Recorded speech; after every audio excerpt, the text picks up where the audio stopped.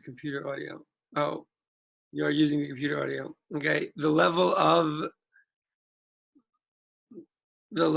like, you know, I don't know. I was like spacing out and saying the level of like, I don't know, being down for like, I don't know. Just sometimes like I bug a little bit about stuff. That's fine. Yeah, all right, cool. Copy the URL. And then like invite your boy. Invite my boy. Yo, I have so many tabs open. Oh, here we go. Here we go. Yeah, man.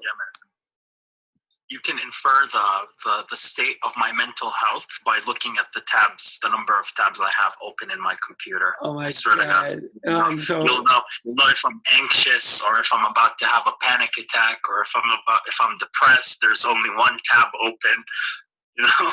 Wait, hon, if you're depressed, there's only one tab open? Yeah, on the computer. I sent you a Zoom thing. Okay, so I'll hit you up on Zoom then. All right, yeah, I'll talk to you soon. Peace. Bye.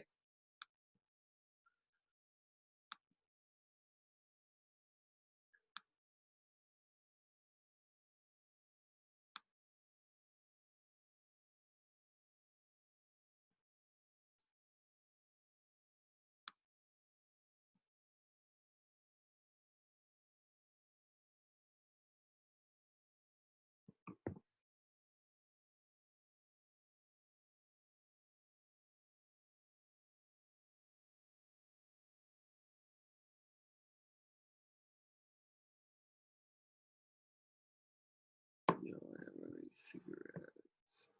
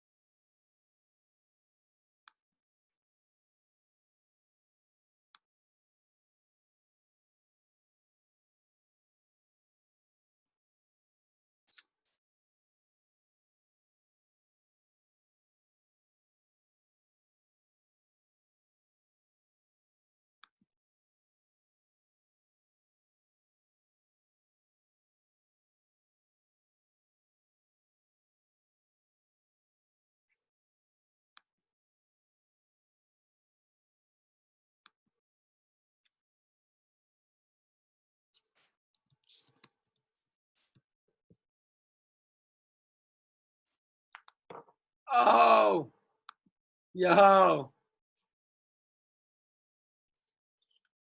Welcome to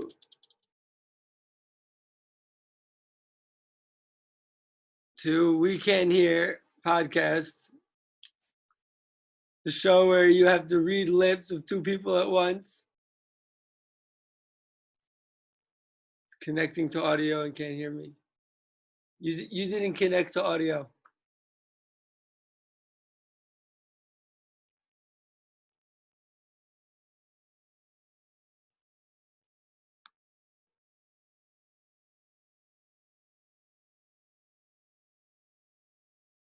All right.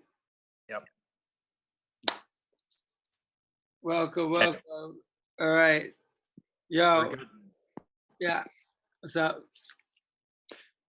Oh no. Where were we before we interrupted it just to move it to Zoom? Move it to Zoom. We were having some. Yo, you were telling me you were in Jordan. First of all, yo, tell me about yourself. First of all, tell me the genesis. The genesis. Yeah, man. So you're Shmuel. Yeah. How do I say it in a white? How do I say it in a white boy way? In a white boy name. In the white boy way, you could say So my full name is Shmuel Zacharias Menachem Mendel Maxx HaCohen Herenstein. But my rap name. So you're a Cohen as well. Oh yeah, I'm a Cohen. I'm a Cohen, Okay. bro. What do you prefer? What do you prefer me to call you? I don't know. My rap name, I was gonna say before, is Pashut. You want me to call you Pashut? Pashut. It means simple. What does it mean? What does it mean? Simple, right? But my whole like my whole steez right now, my whole being, is like this yeshivish thing that to the point where like no one even knows what I'm talking about anymore. It's too much to handle sometimes. It gets overwhelming sometimes. Yeah, sometimes, and like right now we're not even doing anything. We're not even doing anything, but everyone's just like sitting here. But like, I got my shows. I'm doing a rap. I had a rap show on the 11th. The 11th, last Friday. 11. The 11th. I don't know what I was talking about. By the 11th. Okay, I'll try to keep us on track. How about this? So Shmuel, you were telling me you went to live in Jordan. Right. How come you went to live in Jordan after college or during college? Well, after college. So I went to go, a lot of people say a lot of different things, growing up in Lawrence, in the Five Towns, in New York. A lot of people say a lot of different things about like the situation and what's going on, and they talk about the Israelis, they talk about the Palestinians, they talk about this, talk about that. They know what they were talking about, and how could they, right? They have opinions about what Israel should do with regards to this and that and this and that, but they're not in Israel. They have, and their thoughts about like the Palestinians, right, a lot of times are not well informed, right? Yeah, man. Case in point, like I can attest to that. Everyone has opinions about like this, about everything, but no one has ever been there for sure. It seems or something. Right, and so I heard a lot of things, and I was in yeshiva and I was studying Torah for a long time, and all of a sudden, like I had this like opportunity in the summer, which like I went through my college. I had to go through a college thing. I saw this, and I was just like, "Yo, like this is an opportunity for me to study Arabic in Jordan for a month, and live, and party and chill and hang out with the Jordanian people, which right, like a lot of them like were Palestinians or are Palestinians, and like they were living in right, and like they had like they You had spent a month there. losing my mind, yo, it's crazy. You spent a month there, right? Spent the month there. Yeah, I spent the month there. Where did you stay? Where did I stay? In Amman. Nice. Like with a family or in a dorm or whatever? I was staying with a family. They put me up by this like family. It was a bunch of it was like three women, and like older women though, and they were and like we're living with them. We were like dorming by them, and there was like people from all over all over the world. And I went as, because I have a lot of names, as I established previously. So I went by my American name, which is Zaki Coronatime, and like, and Right. and every night, yo, I would hit the club, there was this sick club in Amman, and we would drive around. Sometimes I made these friends, like these Jordanian friends, and I got to chill with them, and I got to see for myself like who we're talking about and what's going on, and I was able Change to your perspective, eh? It changed your perspective. not that my A little bit. perspective necessarily was closed-minded, but it definitely opened Even it if up. it was, it's understandable. Even if it was closed-minded, it's understandable because you don't know what you don't know before you know it. Right. And but since I know that, so I know that I don't know, and I know that like I have to go out and have to learn more. And I went to Jordan, and I spent like a month there hanging out, and I've had other experiences in my life, other things, to meet other types of people, because humanity is a brotherhood and sisterhood,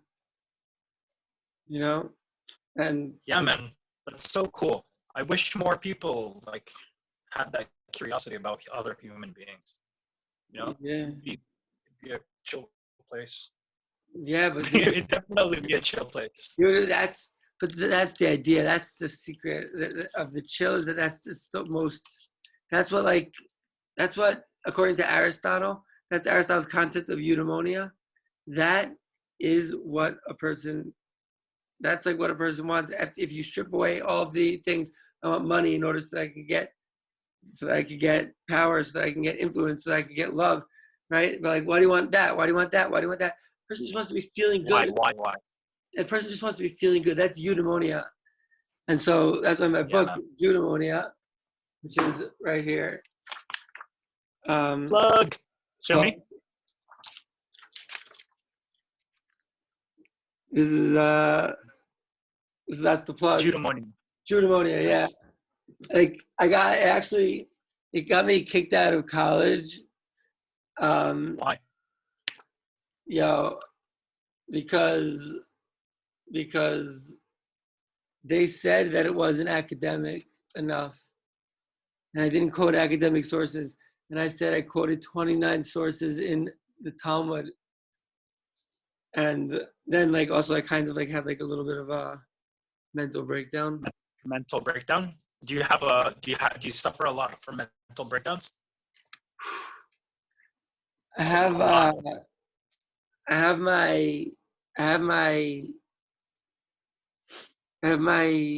things, I have my things that I deal with, and I could talk about that. Nice. What does it say? It says we're all not. Wait, hold on. Make it bigger. Oh, hold on. We're all mad here. Nice. Yeah. Nice. We're all mad here. Yeah, I know, man. So they're not. Everyone has their own thing. Yeah. Yeah. And so I deal with it up and down, like the craziest ups and downs, And I try to during that sweet spot of either hopefully it's a sweet spot of up, but there is a sweet spot where you can. Can I ask you a question? Is it where you can't slow down? Is it where your mind just keeps firing rapidly and you can't just slow it down? Is that how? Yeah, but during that time I try to be creative. I try to get those ideas out, and I write these songs, and I get to teach, and I try to teach as an example of someone who's been through crazy fucking shit, and but keeps on going no matter what. And now we're all going through this thing with Corona. I'm trauma, I'm a fucking master of trauma. Yeah, no kidding. Yeah, dude. But that's the thing. We all have trauma, from a national trauma and personal trauma, and if we can come out from this Corona together, So now, I wish it was just Corona. Hopefully Corona, because hopefully, but I feel like Corona is just not enough for us to no, but here's bring more people. so that's why we gotta make these like, we gotta rally the people. We gotta say, listen, we're gonna go through some tough times mentally, like we understand what it is to we know what it's like to bug. We've been practicing for Corona, we've been practicing for Corona. That's the Cray Pride. That's one of the hashtags that I started, is hashtag Cray Pride. It's like, yeah, I got things going on, but I'm proud of it, and that's what allows us to grow. Yeah, I'm still hung up on the thing that you said about eudaimonia, about tear down everything, and then you'll still have the basic human instinct of tear down everything, whatever national pride, the identity of however you identify as, or the religion that you identify with, or whatever the fuck. At the end of the day, you want peace of mind, whether it's spiritual, whether it's existential. At its essence, it's very existential. It's just existential peace of mind, and that can translate to happiness. I don't know. I don't consider it to be happiness. It's literally just peace and bliss. It's just right. So actually, this is actually amazing, because the word eudaimonia. So you're translating it as, you say it's not happiness. So what is it? It's like some sort of bliss. Let's deconstruct the word etymologically. That's EU means good, right? And daimon is related to from euphoria, right? Daimon is spirit, right? Eudaimonia is a good spirit. Now, there's a verse in Deuteronomy. Have you heard that book? Deuteronomy? Yeah. So, yeah, I don't know. Yeah, you're like, duh. What's the verse? What's the verse? Oh, good question. So it's in Deuteronomy 28, verse 47 and 48. It's like this. It says, Tachas asher lo avadeta as Hashem Elokecha v'simcha v'tov levav me'rov kol. Since you didn't do the divine service or whatever, however a person will understand that, with happiness and tov levav. What tov levav means? Tov is good, and lev is like heart. Levav is like goodness of heart, or v'tov v'simcha v'tov levav. It's like good spirit, goodness of spirit. So your leva is the same as daimonia. Daimon. I would say that eudaimonia is an exact translation of this idea, the tov leva. I'm not saying that necessarily, but I'm saying that that's exactly what it's talking about here, and that is a prerequisite for divine service. And these ideas have, at least, right? I think that these ideas exist in all of the different things that I've learned, all the different religions, all the different philosophies, or a lot of them, American pragmatism, Can you hear me? Yeah. Okay, cool. Yeah, because it's fascinating. It's fascinating from the Jewish point of view how you conceptualize about this Adonai, right? Hashem, the supreme being, right? Because I don't know, the person. So my family comes is a mixture of they're Palestinian, and it's a mixture of Christians and Muslims, right? So that's the background that I come from. But growing up, I could never really wrap my head around the idea of God. I didn't know how to think about it. I just couldn't believe, basically. My mind was not made to believe in things that I can't comprehend. You know what I mean? Yeah. So I try to understand it. And the best way that I understand it, or it makes sense to me, is through philosophy, existential philosophy. So I wouldn't say I'm an atheist or I'm nothing, or because I do believe in a supreme being for sure, but I don't know how to wrap my head around it. So how can you help someone like this, basically, who tells you like he believes in a supreme being, but I don't know how to wrap my head around it? What is the supreme being?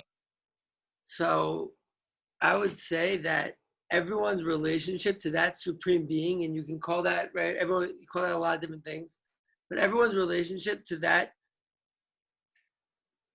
to the essence, right, is different. Everyone relates to the, so what's a good word? The esoteric, that part of us that and a person could think of it as that's his conscious, that's who he is, like, but however a person understands anything, right, that's his relationship with God, and no religion can box him in and say this is how your relationship with God should be, because I mean, everyone has to understand their relationship with God in their way, and with the supreme being in their way. Right. No? But isn't it structured for, like, in the Talmud a certain way? So what does it say in Judaism?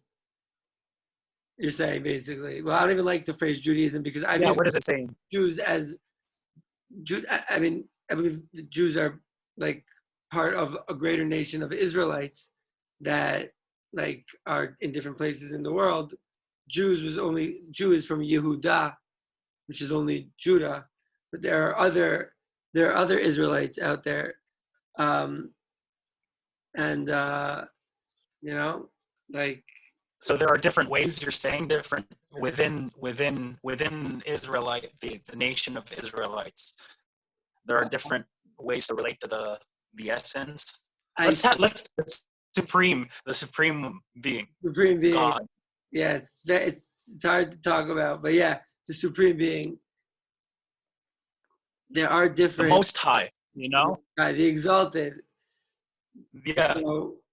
The exalted. It's always adjectives. You've noticed? It's always adjectives. It's never adjectives.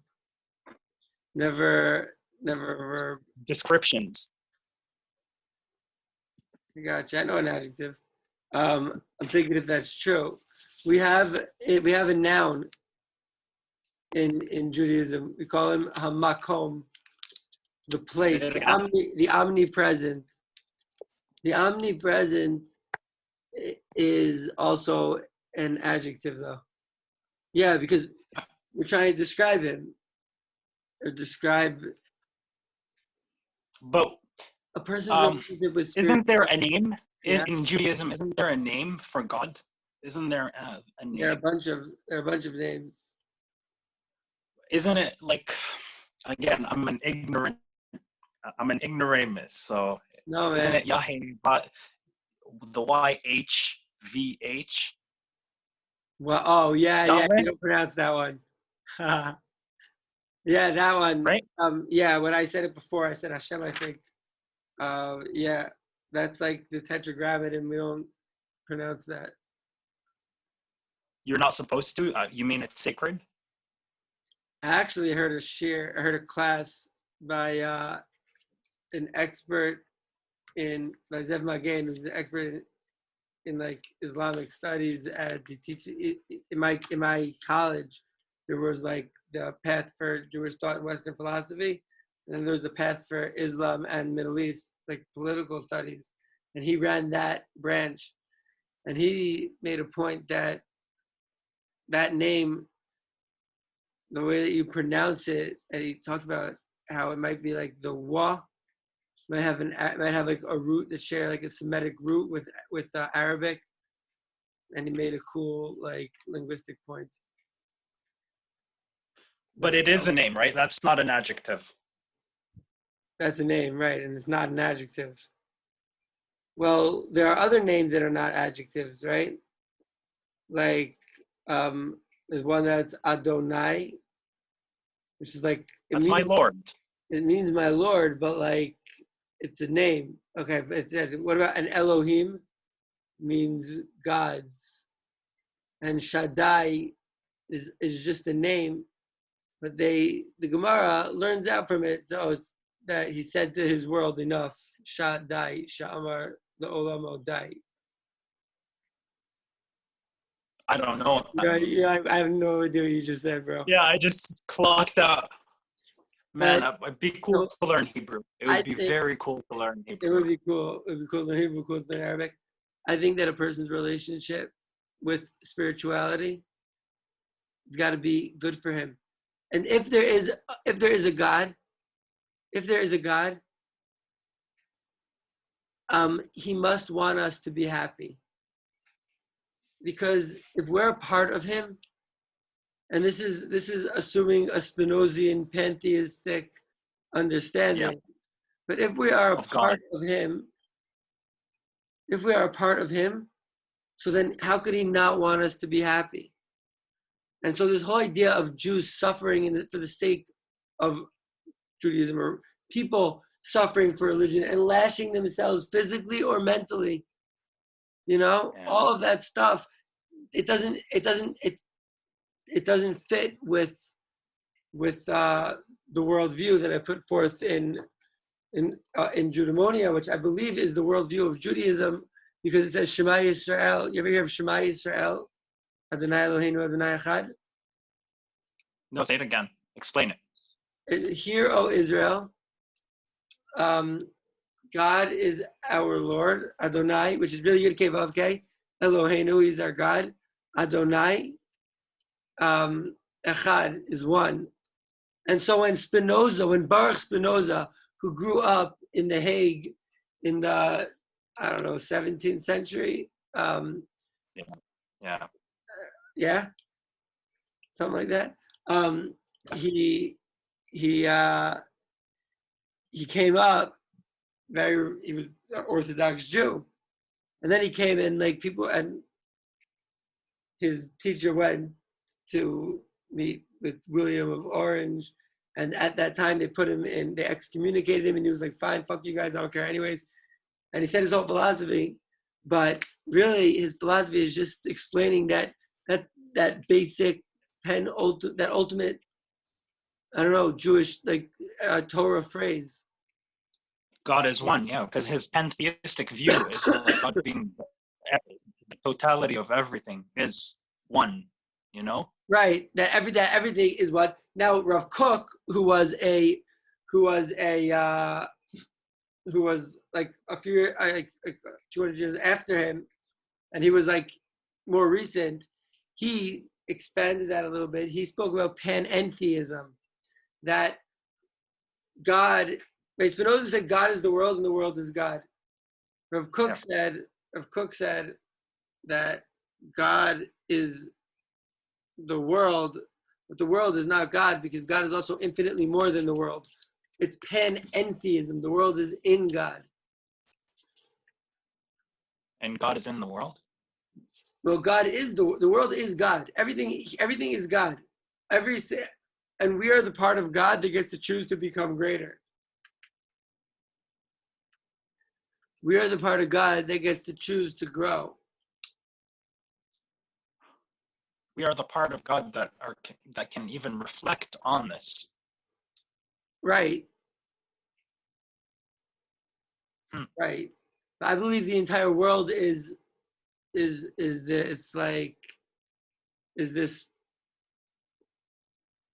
all just different representation of that supreme being of of That is everything. That is You're just everything. Right? But that supreme being that everyone is praying to, right? He can't. He's perfect, right? But he can't grow. He can't become more perfect. Is he conscious of himself?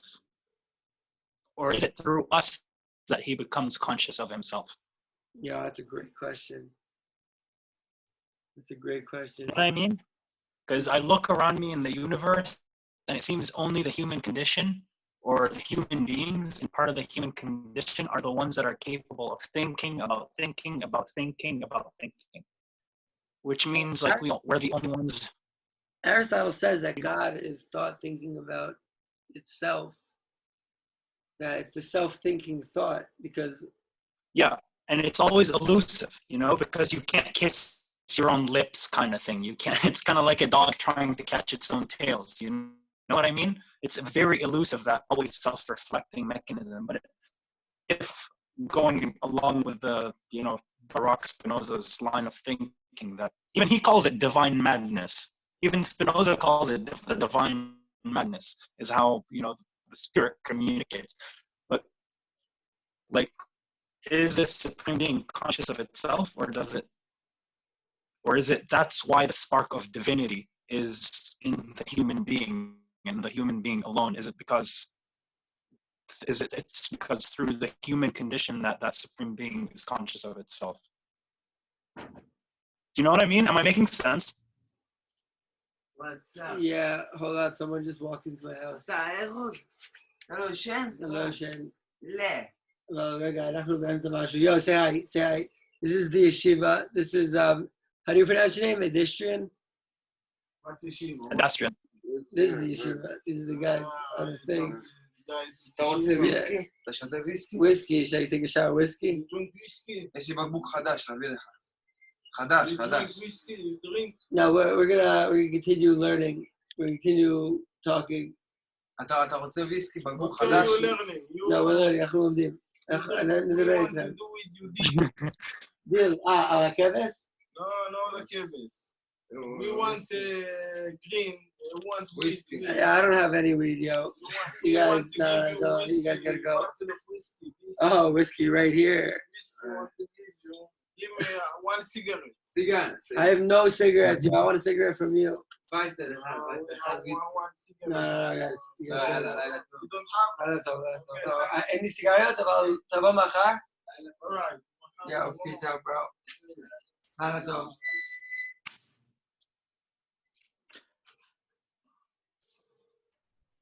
Yo, maybe I should have done so that's the thing, the should. But So am I making sense with that question, or you know what I mean? Like when I asked like if that supreme being, if the supreme being is everything, and you're saying it's the entire world.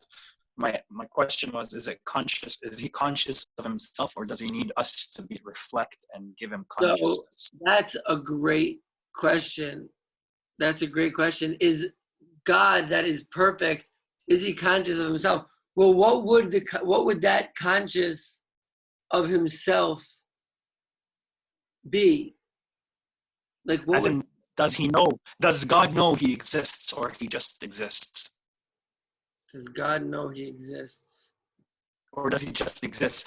Like an animal only exists. It doesn't have the ability to think about itself, it doesn't know that it's gonna die. It doesn't know, it cannot ponder its own existence. So I'll tell you about I'll tell you what they say in Kabbalah. They say that we can never talk about the thing of itself. And they say this also in philosophy, that, you know, phenomenology, Kant, he says you can't talk about a thing in itself. You could only through the experiencing it, you can talk about your experience of it, but you can't talk about the thing in itself. So when we're talking about God himself, no one ever asked me that question, is he conscious of himself? The Jewish Bible and like Jewish sources have always like related to God, that he's conscious of himself, but they also related to him as some guy in the sky, some sort of anthropomorphization. Yeah, you're saying it right. Anthropomorphization. 6 in the morning over here. Yeah. So No, you're saying it right. yeah, so like, and so that anthropomorphication, I think, is outdated. I think that we don't relate to a God of fear anymore. It used to be in the world, like when there was like people were like afraid to like go outside. Like now it's Corona, now people are really afraid to go outside. But it used to be Yeah, it's how early humans thought of how it's how early humans related to the divine, to the right, supreme being. because that's what they knew. That's what they knew. That's what they knew. So that's my point. So if the idea, or if the relation with the supreme being depends on the development of the human consciousness. So is the supreme being actually conscious of itself, or himself, or does it need us to give it consciousness? Do you see what I'm saying? Yeah. Because it keeps developing. Like, I agree, it needs to be developing, but the correlation, like the idea of God is a function of the development of human consciousness. The more it develops, the more God changes. The more human consciousness develops, the more that like we could understand about like what the identity of that infinite is. And I believe that it's a dynamic thing. I believe in right. I believe that like you're getting to higher ideas, and I believe the highest idea is not understanding. Well, does God and perfect being is it conscious of itself and talking about it, the thing, the God itself? Who does that make us? What does that make us? If this entire world is one, and it's so we are, what does that make us? Makes us the part of God that gets to choose to become greater. Dude, the mirror. It makes us just a mirror. Literally, all it makes us is a mirror. Nice. You know what I mean? That's how I think about it. Like, if literally everything is, I feel like, so there are almost 7 billion people in the world, 7 billion human beings. So there are 7 billion perspectives from which God can perceive himself. Do you know what I mean? Right. Oh, because you're saying that God can only perceive himself through humans? I'm saying the spark of this human consciousness is the only mirror by which God can look at himself, kind of thing.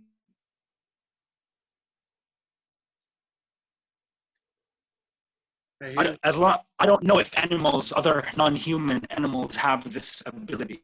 Right, but having this ability, I think it might be like a little bit of a misnomer, in the sense that I think it's a spectrum, and I don't think a goldfish and a cat and a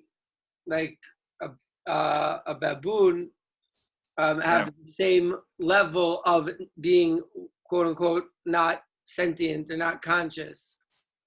You know, I believe that degrees of sentience. Degrees of sentience, and if that's the case, and that's very interesting, because like, at what degree of sentience is it not good to kill him anymore? Like, oh, this degree of sentience, it's a big question. And that's why Buddhists don't kill, like, or I don't know which religion, which Eastern religion. Jainism. You're right. Jainism. They won't cross the street. They won't kill any animal. They don't want to cross the street if there's like an ant in the way. Because they believe that even that degree of sentience is divine.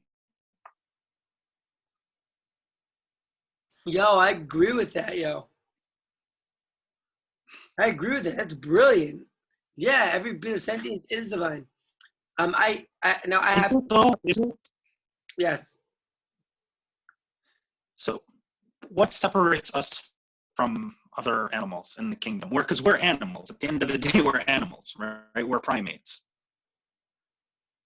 Do you what separates us from the rest of the animals? If their sentience is as equally important as a human sentience. I didn't say it was equally important, but I did say that it's made from the same stuff. And that's exactly what I just asked. I said, at what point do you draw the line? And now I am ideologically, I'm a vegetarian. I believe that we should not do this. We should not kill an animal for our gustatory pleasure if a person can live a life like that. But a person for survival, yeah, I wouldn't be able to live if I wasn't able to eat meat. But it is a goal of mine, and it's something that I don't just tie it up and make jokes. Like when I see a cow, I say, "Oh look, I see a juicy hamburger." I respect the cow, and I don't want to kill animals, and I don't want to hurt animals. Right? There's a spider in here, and I didn't want to kill it, Is it out of respect for its sentience? Is what you're saying? Out of respect for its sentience? Yeah, out of respect for what we call chelek Eloha, which means a part of God. Chelek Eloha. So it doesn't actually mean a part of God. It means a part of God, but it means that spider is a part of God. The way that this idea was taught for a long time, and the way that the idea was taught for ever since I remember, my whole life, is that, we have a part of God in us. That concept of having a heart in you? So you have a part of God in you. But that's part of divinity. Spark of divinity, quote unquote. The way that one of my rabbis, Rabbi Aaron, put it, is that it's not that we have a part of God in us, is that our entire being is a part of God. And so is that. That's part of pantheism. What? Pantheism. Pantheism, yeah. Yeah, pantheism. And so the whole world is. And so that sentience, but I'm not even talking about respect. I'm not even talking vis-a-vis sentience, because also a tree I wouldn't cut down. And also, so you respect life, not sentience. Yeah, life. For no reason. Yeah, exactly. I respect that force that's life. Life. Life, exactly. Let's call it. What is it? Chaim. Chaim. Yeah, nice. Chaim. Okay. Yeah. So you respect that, basically. Yeah. Where there is life, you try to respect it. Yeah. Is that fair to say? Because if you're saying that your respect extends to even trees, I don't think that it's a degree of life, but not sentience. I don't think. Definitely not sentience, but we don't think. But we do know that when you're talking. We don't think. Trees, that's why I said I don't think. I don't know. Trees. If you say good morning to one tree and bad morning to the other tree, this tree is gonna be shaggy. Yeah, this tree is gonna be Bugsy, Muggsy Bogues. Basketball references, yo. But not even that. I'll take it one step further. Water. Jeez. That water, if you say to water, if you put a note on the side of the water that says I saw that experiment. Is it real? This is an experiment, yeah. Is it real? I could find it, and I heard it, and I read it in a book that a Jewish musician gave me in the airport on the way to Germany. So I went to German dance camp. Look, I saw the video, and I don't know if it's real or not. I saw the video online of the experiment, and he keeps he goes over a period of time. He has two waters, and then he says he gives thanks to one of the bottles, and then he just keeps cussing to the other one or something. Yeah, you're saying that it's questionable. Everything is questionable. No, like, right. I'm saying though, but like if that's like if we're not gonna like the water things, then also the plant thing is just hearsay. And like I read it, and I read, I don't know, like, but I believe that it's so hard, because here's the thing: it's so hard to think logically about things when we're talking about philosophy, because we teeter on the edges of metaphysical, right? Very metaphysical, intangible things. So it's hard to know what is true and what is false. Yeah, exactly. So American pragmatism says that you can't know, and so then what do you believe? Believe what's good for you. You know, you believe what you believe, what makes sense, and everyone has based on what family they grew up in, what religion, what financial sector, what like economic group, etc., right? Like Subjective. You're saying it's very subjective. very subjective. Everyone's on their has their stories, things that happen to them. Yeah, 100%. And so and they have also like their traditions that they heard from their house, and so everyone finds their relationship with God and with spirituality in their own way. So question then, do you think other animals, so the whole thing that started this line of thought where we at here is the question is God conscious of himself? We're saying if we take the position of pantheism, which means everything is a part of God, then as far as we know, humans are the only ones who are capable of the self-reflection, basically, right? Right. We're the only ones who can get better. Higher self-reflection, like from a higher vantage point. Grow. We're the only one that could grow. The only one that could make a choice to become a better person. God could. Free will. Choice. You said choice, right? Yeah, I said choice.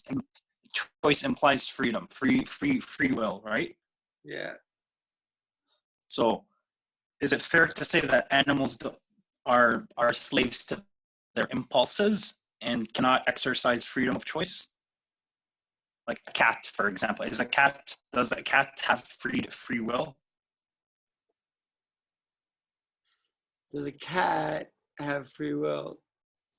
Or do only humans have that capacity to make that choice, to transcend the animalism within and make that choice? Make a choice that goes against your nature. I think free will is something that a person can gain, can strive for. I don't think that a cat, I think that also free will are levels. And I think that the level of free will is not like it's not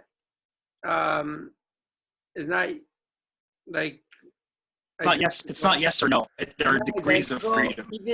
Even amongst people, I don't think that every human has the exact same level of free will.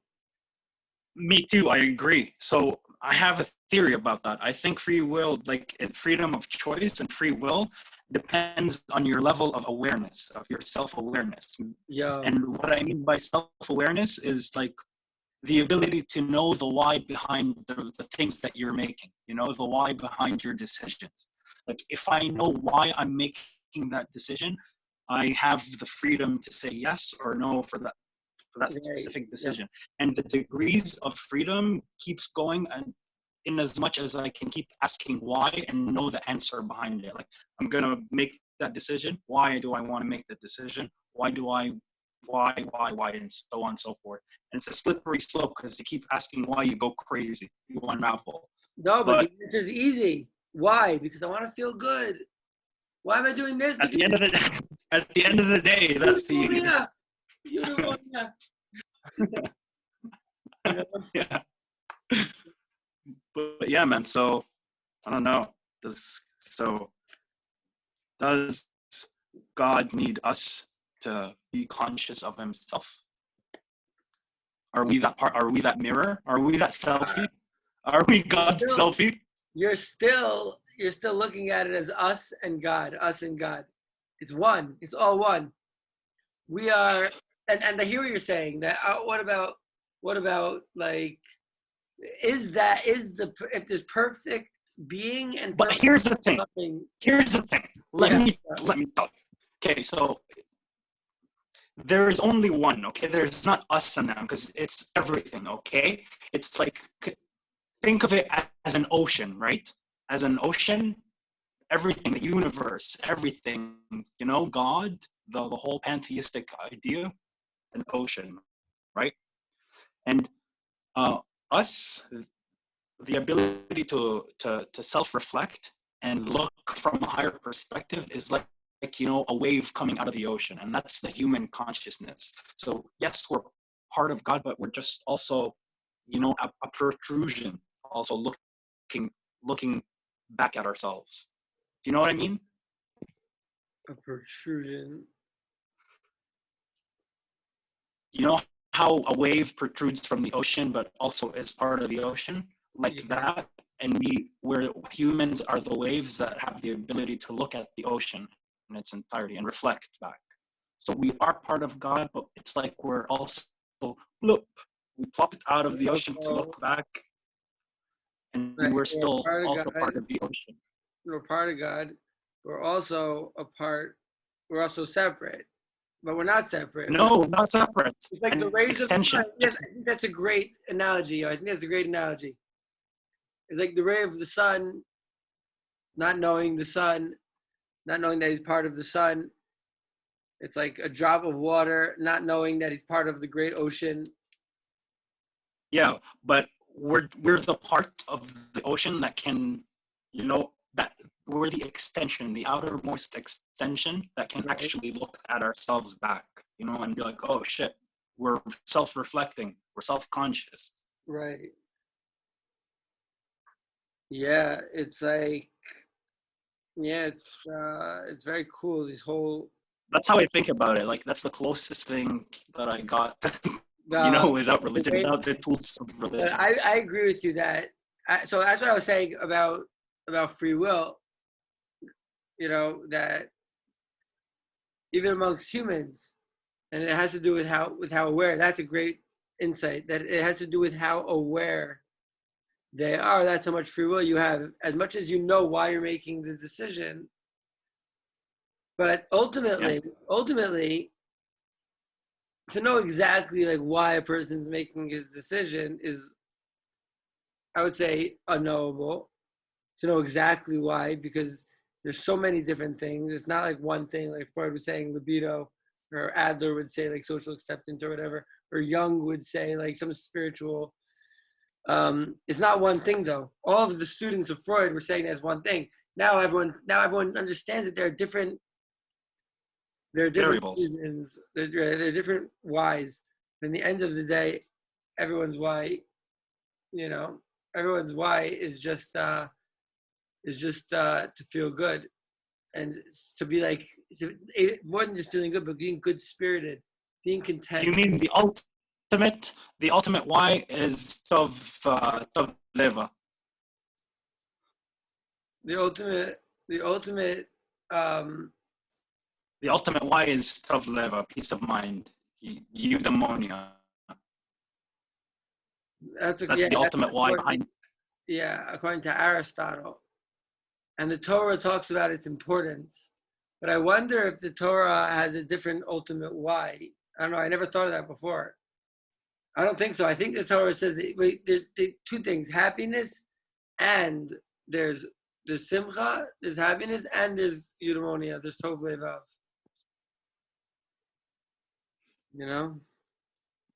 What's the difference between simcha and tov leva? So happiness is like person is happy about what's going on. I mean, the difference between happiness and eudaimonia is obviously very slim, but there is a difference. Happiness is like a person's happy, is pleased with what has being occurred, and so he's happy. He's pleased with it being occurred, and it's caused him to be in a state where he feels happy. But so let me ask you: can someone be happy without having tov leva? so what is tov levav? What is good spiritedness? What is eudaimonia? That is a level of happiness where it's a beyond average, because it's a level of like just chilling, that like it's Bliss. not about, right? It's just you're good. You don't need other things. And I think that is the lesson from this corona, which is that we don't need all these things on the outside to make us happy. We're going to find as a society happiness staying inside for as long as it takes. And then hopefully like we'll go back out and it'll be good, whatever. But if we could find the happiness doing nothing, then we could find you know, a much Bliss. better world. Bliss, eudaimonia, everyone's chilling, you know. Yeah. Good stuff, man. Good stuff. Yeah. Want to go sleep. I want to go sleep now. So You want to go how sleep, about we end and like for me, it's like 7. but you said you sleep during the day, no? I sleep, yeah, whenever I get tired, you know. I sleep when I feel like sleeping. I write when I feel like writing. I rap when I feel like rapping. You know, just Yeah, man. for Tov Levav. All right, dude. Awesome. It's been a pleasure, man. Awesome talk. Yeah, and yo, if this would be a show, we'll discuss what we can call it. I guess we'll, Yeah, man. We'll think about it. We'll think about it. Literally, we'll think about it. Something attractive and something like, you know. Yeah, something awesome. All right. Peace, bro. All right, my man. Pleasure.